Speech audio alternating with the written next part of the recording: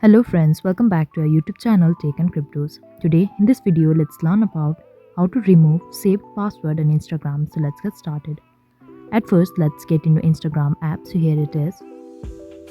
Now click on this profile icon in the bottom right corner and click on this three-lined icon on the top right corner. Click on settings and privacy. Now click on account center. Now click on password and security and click on saved login. Now choose the account you want and make sure you turn both of this off. And here we can see that we are removing our account, that is, when we try to log in again, our username and password will not be there.